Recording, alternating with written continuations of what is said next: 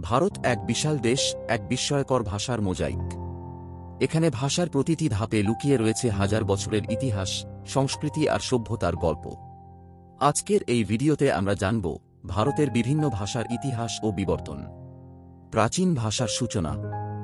ভারতীয় ভাষার উৎস সাধারণভাবে দুইটি প্রধান ধারায় বিভক্ত: ইন্দো আর্য ভাষাগোষ্ঠী ও দ্রাবিড় ভাষাগোষ্ঠী।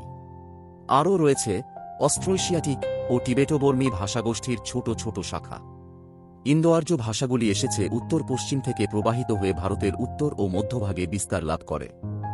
দ্রাবিড় ভাষাগুলি প্রধানত দক্ষিণ ভারতে এবং কিছু অংশে মধ্য ভারতে প্রচলিত। সংস্কৃতের যুগ। সংস্কৃত হল ভারতীয় ভাষার ইতিহাসের মাইলফলক। এটি ছিল ঋগ্বেদীয় যুগের ভাষা। পাণিনির অষ্টাধ্যায়ী হল ভাষার গঠন ও ব্যাকরণের এক অনন্য সৃষ্টি। ধর্ম, বিজ্ঞান, দর্শন, সাহিত্য সব ক্ষেত্রেই সংস্কৃত ছিল মুখ্য ভাষা। পরবর্তীতে এই ভাষা থেকেই বিবর্তিত হয় প্রাকৃত এবং পালি ভাষা। প্রাকৃত ও পালির যুগ। সাধারণ মানুষের ভাষায় রূপ নেয় প্রাকৃত ভাষাগুলি। এই ভাষাগুলি ছিল জৈন এবং বৌদ্ধ সাহিত্যের প্রধান বাহন।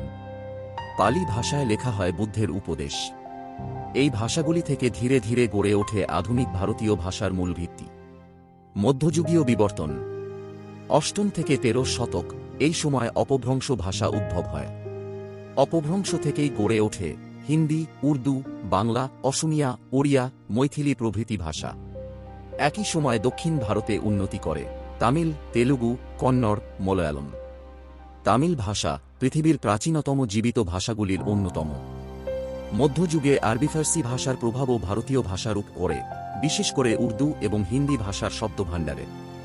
ব্রিটিশ আমলের ভাষা পরিবর্তন। ব্রিটিশ শাসনকালে ইংরেজি ভাষার প্রভাব বাড়তে থাকে। প্রশাসনিক, শিক্ষার মাধ্যম হয়ে ওঠে ইংরেজি। কিন্তু এর পাশাপাশি আঞ্চলিক ভাষাগুলিও সাহিত্য ও সংস্কৃতির মাধ্যমে নিজের অবস্থান ধরে রাখে। রবীন্দ্রনাথ ঠাকুর, শুভ্রনাথ ভট্টাচার্য, সুব্রহ্মণ্য ভর্তিয়ার মতো কবিরা বাংলা, তামিল, কন্নড় প্রভৃতি ভাষায় নতুন সাহিত্য সৃষ্টি করেন।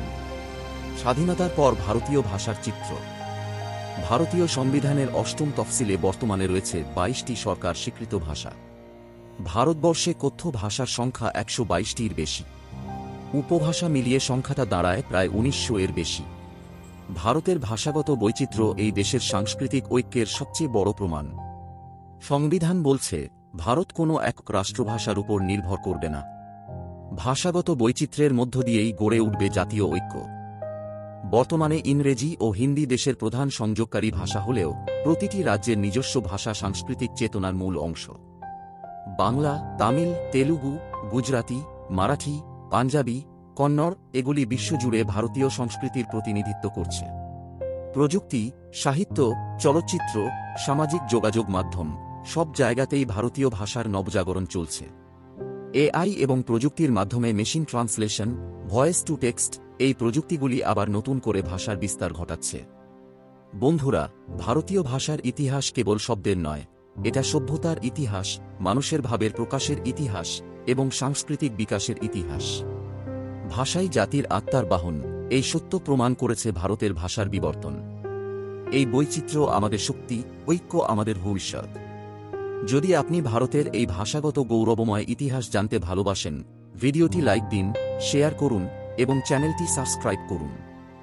ভারতবর্ষ এক দেশ, বহু ভাষা, এক আত্মা।